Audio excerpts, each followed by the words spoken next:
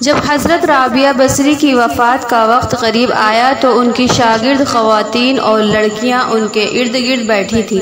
ان لڑکیوں نے درخواست کی کہ ہمیں کچھ نصیحت کریں تو رابعہ بصری نے فرمایا کہ کبھی بھی بغیر نکاح کے نہ رہو، اور پھر اپنا واقعہ سنایا کہ میں بسم اللہ الرحمن الرحیم پیارے نبی حضرت محمد صلی اللہ علیہ وسلم کی شریعت پر جن محترم لوگوں نے احسن طریقے سے عمل کیا اور جنہوں نے اپنی زندگیاں سنت نبوی میں گزار دی، انہیں اولیاء کرام کہا جاتا ہے۔ انہیں مقدس و محترم اور برگزیدہ ہستیوں میں نہایت ہی محترم نام حضرت سیدہ رابعہ بصری کا ہے۔ حضرت رابعہ بصری قیامت تک خواتین کے لیے معاشر راہ میں خواتین و حضرات معروف صوفی شخصیت رابعہ بصری کی پیدائش 95 ہجری سے 99 ہجری کے دوران عراق کے شہر بصرہ میں ہوئی۔ وہ ایک انتہائی غریب لیکن معزز گھرانے میں پیدا ہوئی۔ رابعہ بصری اپنے والدین کی چوتھی بیٹی تھی، اسی لیے آپ کا نام رابعہ یعنی کہ چوتھی رکھا گیا۔ رابعہ بصری کے والدین کی غربت کا اندازہ اس بات سے لگایا جا سکتا ہے کہ جس رات رابعہ بصری پیدا ہوئی، آپ کے والدین کے پاس دیا جلانے کے لیے نہ تیل تھا اور نہ ہی آپ کو لپیٹنے کے لیے کوئی کپڑا۔ آپ کی والدہ نے آپ کے والد سے درخواست کی کہ پڑوسیوں سے تھوڑا تیل ہی لے آئیں تاکہ وہ دیا جلا جا سکے۔ آپ کے والد نے پوری زندگی اپنے خالق حقیقی کے علاوہ کسی کے آگے ہاتھ نہ پھیلایا تھا۔ رابعہ بصری کے والد پڑوسی کے دروازے تک تو گئے لیکن خالی ہاتھ واپس لوٹ آئے۔ رات کو رابعہ بصری کے والد کو خواب میں حضور پاک صلی اللہ علیہ وسلم کی زیارت ہوئی اور انہوں نے رابعہ کے والد کو بشارت دی کہ تمہاری نو مولود بیٹی خدا کی برگزید بندی بنے گی اور مسلمانوں کو صحیح راہ پر لے کر آئے گی۔ تم امیر بصرہ کے پاس جاؤ اور اسے ہمارا پیغام دو کہ تم امیر بصرہ ہر روز رات کو 100 مرتبہ اور جمعرات کو 400 مرتبہ درود پاک کا نذرانہ بھیجتے ہو، لیکن پچھلی جمعرات کو تم نے درود شریف نہ پڑھا، لہٰذا اس کے کفارے کے طور پر 400 دینار بطور کفارہ یہ پیغام پہنچانے والے کو دے دو۔ رابعہ بصری کے والد اٹھے اور امیر بصرہ کے پاس پہنچے۔ اس دوران آپ کی آنکھوں سے خوشی کے آنسو جاری تھے۔ جب امیر بصرہ کو رابعہ بصری کے والد کے ذریعے حضور پاک صلی اللہ علیہ وسلم کا پیغام ملا تو یہ جان کر انتہائی خوش ہوا کہ وہ نبی آخر الزماں صلی اللہ علیہ وسلم کی نظروں میں ہیں۔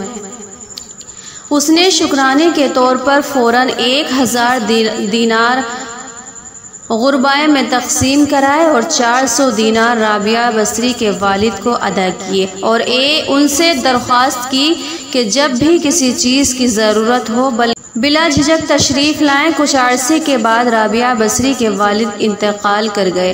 اسی اثناء میں بصرہ کو سخت قحط نے اپنی لپیٹ میں لے لیا۔ قحط کے دوران رابعہ بصری اپنی بہنوں سے بچھڑ گئیں۔ ایک بار رابعہ بصری ایک قافلے میں جا رہی تھی کہ قافلے کو ڈاکوؤں نے لوٹ لیا اور ڈاکوؤں سے سرغنہ نے رابعہ بصری کو اپنی تحویل میں لے لیا اور آپ کو کے مال کسی طرح بازار میں لونڈی بنا کر بیچ دیا۔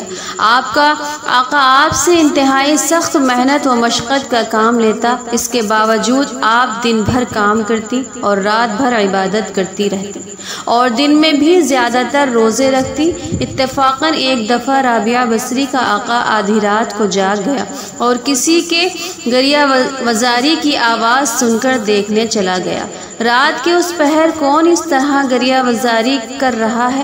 وہ یہ دیکھ کر حیران رہ گیا کہ رابعہ بصری اللہ کے حضور سر بسجود ہے اور نہایت عاجزی کے ساتھ کہہ رہی ہے کہ اے اللہ تو میری مجبوریوں سے خوب واقف ہے، گھر کا کام کاج مجھے تیری طرف آنے سے روکتا ہے تو مجھے اپنی عبادت کے لیے پکارتا ہے، مگر میں جب تک تیری بارگاہ میں حاضر ہوتی ہوں نمازوں کا وقت گزر جاتا ہے، اس لیے میری معذرت قبول فرما لے اور میرے گناہوں کو معاف کر دے۔ اور اپنی کنیز کا یہ کلام اور عبادت کا یہ منظر دیکھ کر رابعہ بصری کا مالک خوف خدا سے لرز گیا۔ اس نے یہ فیصلہ کیا کہ ایسی اللہ والی کنیز سے اپنی خدمت کرانے کے بجائے بہتر یہ ہوگا کہ خود اس کی خدمت کی جائے۔ صبح ہونے پر وہ آپ کی خدمت میں حاضر ہوا اور آپ نے فیصلے سے آپ کو آگاہ کیا۔ اس نے کہا کہ آج سے آپ میری طرف سے آزاد ہیں، اگر آپ اسی گھر میں قیام کریں تو میری خوش نصیبی ہوگی، ورنہ آپ اپنی مرضی کی مالک ہیں، لیکن اگر آپ یہاں سے کوچ کر جانے کا فیصلہ کرتی ہیں تو میری بس ایک ہی درخواست ہے کہ میری طرف سے کی جانے والی تمام زیادتیوں کو اس ذات کے صدقے معاف کر دیں جس کی آپ راتوں کو جاگ جاگ کر عبادت کرتی ہیں۔ ناظرین، ابتدائی میں تو رابعہ بصری کے حسن و جمال کی دھوم مچی ہوئی تھی، مگر جوانی کے شب وروز انہوں نے یاد الہی میں گزار دیے۔ ان کے چہرے پر پاکیزگی کا ایک ایسا نقاب تھا کہ دیکھنے والوں کی نگاہیں خود بخود جھک جاتی تھی۔ اسی زمانے میں ایک نوجوان نے انہیں رات کے وقت چاند کی طرح دمکتے دیکھا۔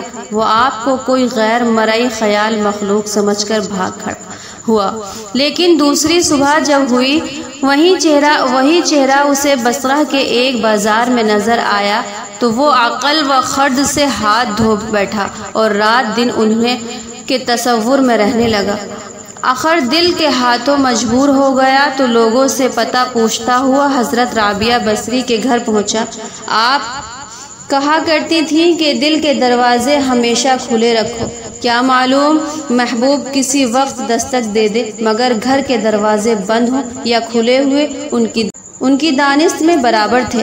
نوجوانوں کو خلاف توقع ان کا دروازہ کھلا ہوا ملا۔ اس نے اپنے دل کی دھڑکنوں پر بڑی مشکل سے قابو پایا۔ رات کا وقت تھا، اندر چراغ روشن تھا۔ یہ سوچ کر کہ بے باکی سے اندر داخل ہو گیا کہ حال دل سنا دینے میں کیا حرج ہے، زیادہ سے زیادہ انکار ہی ہو جائے گا۔ تو واپسی کا دروازہ بہرحال کھلا ہوا ہے، لیکن جب وہ اندر پہنچا تو وہاں کوئی نہیں تھا، البتہ چھت سے ایسی پرسوز آواز آ رہی تھی جیسے کوئی زیر لب ہجر کا رونا رو رہا ہو۔ نوجوان تیزی سے زینوں پر چڑھ گیا۔ حضرت رابعہ بصری عشاء کی نماز سے فارغ ہو کر ثنا خوانی کر رہی تھی۔ اسی دوران میں حضرت رابعہ بصری نے پلٹ کر ایسی قہر آلود نظروں سے دیکھا کہ اس کی زبان گم ہو گئی۔ رابعہ بصری نے اس کے قریب آ کر پوچھا، کیا تم مجھ سے شادی کرنے کی درخواست لے کر آئے ہو؟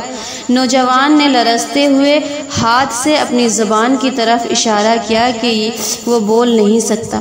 حضرت رابعہ بصری نے کہا کہ اس سے پہلے کہ تیری زبان کی طرح دل بھی چپ ہو جائے، تو جس راستے سے آیا ہے اسی راستے سے لوٹ جا۔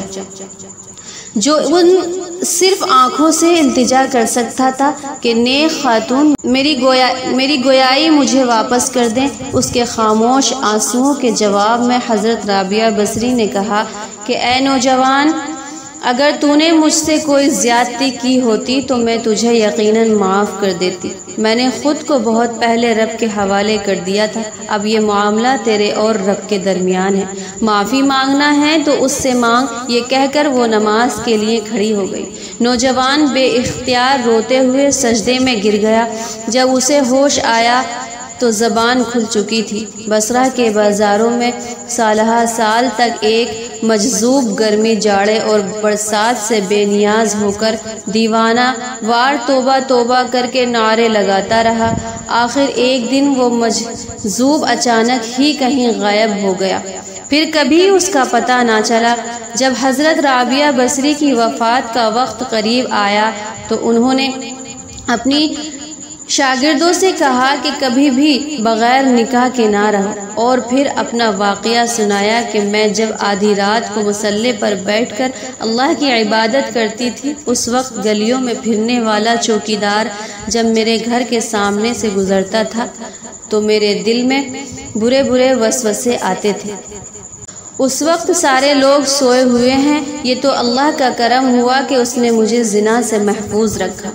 اس بات سے آپ اندازہ لگائیے کہ رابعہ بصری جیسی پاک دامن اور عابدہ زاہدہ خاتون کو ایسے برے وسوسے آ سکتے ہیں تو آج کل کے اس گندے معاشرے میں جہاں ہر طرف بے حیائی عام ہے، ایسے میں کون عورت ہے جو کہ اپنے آپ کو بچا سکے گی؟ فرمایا اللہ تعالیٰ کے نبی حضرت محمد صلی اللہ علیہ وسلم نے بھی شادیاں کی اور بیک وقت 9 بیویاں چھوڑ کر انتقال فرمایا۔ اللہ تعالیٰ کے رسول صلی اللہ علیہ وسلم اس حال میں تھے کہ اہل و عیال کے پاس غربت کے مارے کھانے کو کچھ نہ ہوتا، اور شام کرتے تو بھی یہی حالت ہوتی، مگر اس کے باوجود 9 بیویاں چھوڑ کر انتقال فرمایا۔ ایک دفعہ حضرت حسن بصری رحمۃ اللہ علیہ نے حضرت رابعہ بصری سے کہا کہ آپ شریعت کے مطابق شادی کر لیں۔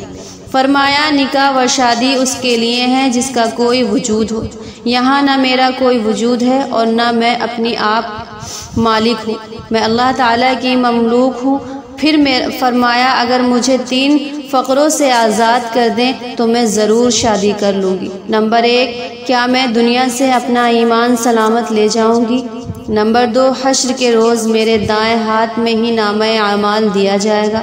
نمبر 3، قیامت کے روز جب لوگوں کو دائیں جانب سے جنت اور بائیں جانب سے جہنم میں پھینکا جائے گا تو مجھے کس جانب سے پہنچایا جائے گا؟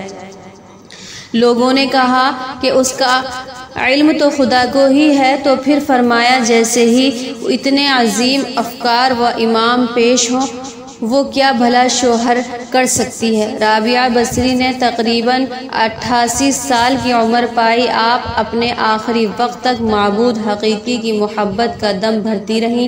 ہمیں حضرت رابعہ بصری کی زندگی سے یہ سبق ملتا ہے کہ اللہ کی پہچان کے دروازے مرد و عورت سب کے لیے کھلے ہیں۔ اللہ پاک کی راہ حضور پاک صلی اللہ علیہ وسلم کے فرمودات کی روشنی میں چلنا ہمارا کام ہے، باقی اللہ تعالیٰ قبول کرنے والا ہے۔